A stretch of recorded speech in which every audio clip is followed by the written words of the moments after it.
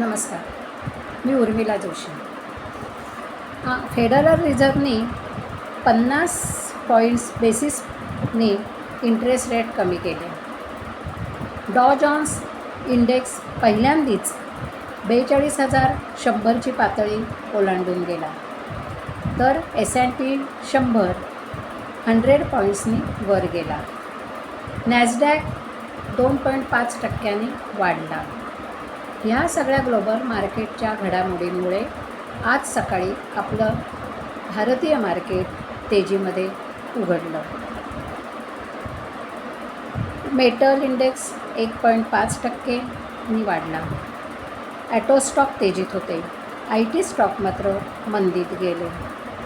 US फेडरलनी interest rate कमी केल्यावर आता आर्थिक बाबींना पूरक असं कोणतं धोरण आपली रिझर्व्ह बँक आखते याच्याकडे मार्केटचं लक्ष लागून राहिलं आहे.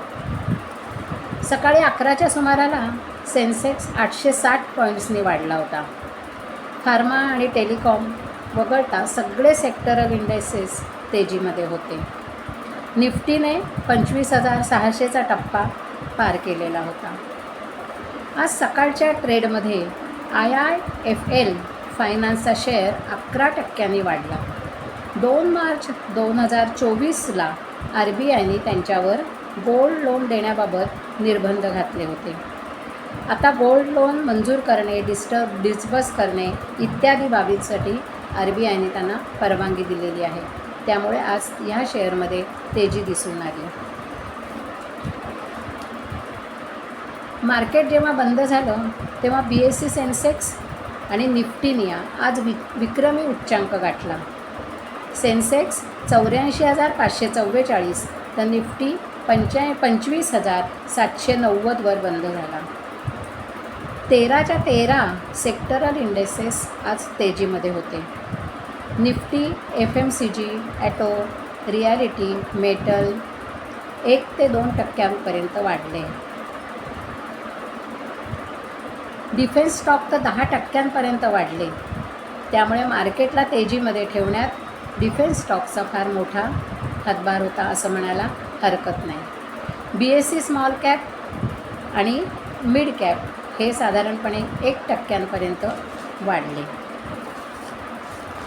राईट्स या कंपनीचा शेअर आज 12%नी वाढला. कंपनीने एकास एक बोनस जाहीर केला आणि ₹5 पर शेअर डिव्हिडंड डिक्लेअर केला. रेकॉर्ड डेट 20 सप्टेंबरच होती. त्यामुळे आज खरेदी जोरदार झाली आणि स्टॉकमध्ये तेजी आली. फोनिक्स मिलचा शेअरसुद्धा आज 2%नी वाढला. मोहाली पंजाब येथे 13 ते 14 एकरचे प्लॉट त्यांनी GMADA म्हणजे greater Mohali development area authority यांच्याकडून हायेस्ट बीड नोंदवून साधारणपणे 891 कोटींना विकत घेतले. या जागेचा उपयोग ते कमर्शियल यूजसाठी करणार आहेत. लार्सन अँड टुब्रो त्यांच्या 3 सहयोगी आणि इतर 3 संस्थांनी गुरुवारी क्यूब हायवे ट्रस्टमधील 803% हिस्सा 1,243 कोटी रुपयांना खुल्या बाजारातील व्यवहाराद्वारे विकत घेतला. त्यामुळे L&Tचा शेअर आज 2.99% वाढला. म्हणजेच ही वाढ ₹110.20 होती आणि शेअर बंद झाला तेव्हा 3,793.90 वर तो बंद झाला. 2 सप्टेंबर 2024 रोजी सेबीने प्रसिद्ध केलेल्या एका अहवालात म्हटलं आहे की अँकर गुंतवणूकदार वगळता वाटप केलेल्या IPO समभागांपैकी 54% समभाग एका आठवड्यातच विकले जातात. समभाग सूचीबद्ध झाल्यानंतर 20% जास्ती किंमत येते, त्याचा हा परिणाम आहे. NTPC बोर्ड ऑफ डायरेक्टरनी त्यांच्या झालेल्या मीटिंगमध्ये stage 3 Sipat super thermal power प्रोजेक्टसाठी 9,790.87 कोटी इन्व्हेस्टमेंट करायला परवानगी दिली. बोर्डाने 6,000 कोटी रुपये प्रिफरेन्शियल इश्यूद्वारे उभारण्यास मान्यता दिल्यामुळे रिलायन्स इन्फ्राचा शेअर आज तेजीत होता. रेल विकास निगम लिमिटेड यांनी एका शेअरवर ₹2.11 लाभांश जाहीर केला. 23 सप्टेंबर ही रेकॉर्ड डेट आहे. त्यामुळे हा शेअर आज 5% वाढला. IPO कुठले येत आहेत ते पाहूया. टिचेरा इंजिनिअरिंग इंडिया लिमिटेड या कंपनीचा IPO येतो आहे. एरोस्पेस आणि डिफेन्स सेक्टरमध्ये ही कंपनी काम करते. Designing, development, supply of precious equipment, aerospace tooling, critical components, fixtures आणि ग्राउंड सुपर इक्विपमेंट, डिफेन्स आणि कमर्शियल सेक्टरसाठी ही कंपनी काम करते. प्राईस रेंज आहे ₹75 ते ₹82. बीड ओपन होतं आहे 25 सप्टेंबरला आणि क्लोज होतं आहे 27 सप्टेंबरला. अलॉटमेंट डेट आहे 30 सप्टेंबर. इशू साईज आहे ₹36 कोटी. 1 लॉट क्वांटिटी आहे 1600 आणि मिनिमम इन्व्हेस्टमेंट आहे 1,31,200.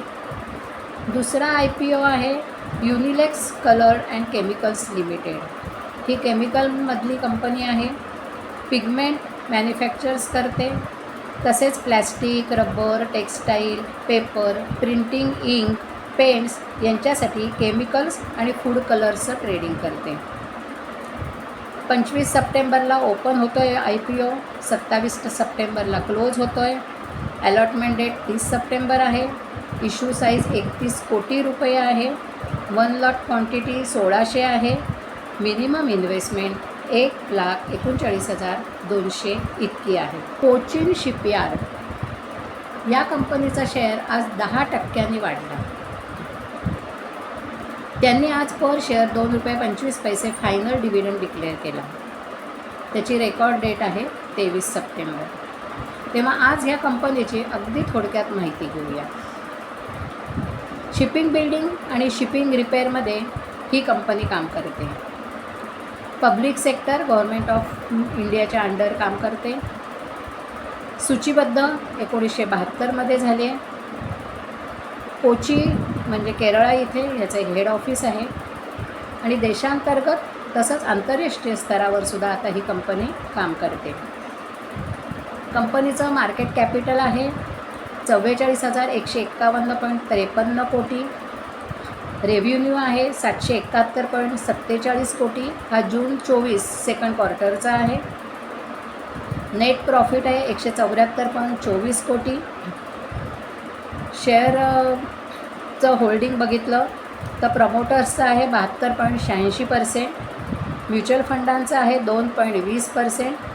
फॉरेन इन्व्हेस्टर्स आहेत ते 4.94% आणि रिटेलर आहेत ते 19.70%.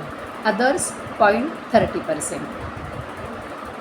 BVPS book value per share 23मध्ये होती 168.30 रुपये तर 24मध्ये आहे 380.37 रुपये. EPS 11.58 23ला होती 59.55 2024मध्ये आहे. ROE रिटर्न ऑन इक्विटी 2023ला 6.61% होती तर 24ला 17.21% आहे. आणि ROA रिटर्न ऑन ॲसेट्स 2023मध्ये 3.07% होती तर 2024ला 6.58% होती. आज मार्केटने खूप छान भरारी घेतली. सगळे पॉझिटिव्स सगळे आज आपल्याला दिसून आले. सगळ्यांना खूप आज फायदा झाला असेल आणि सगळीकडे आज आनंदी आनंद असेल. आता उद्या शनिवार रविवार सुट्टी आहे. सोमवारीही सुद्धा मार्केट असंच ओपन होऊ दे असं आपण म्हणूया आणि याबरोबरच इथेच थांबूया. नमस्कार.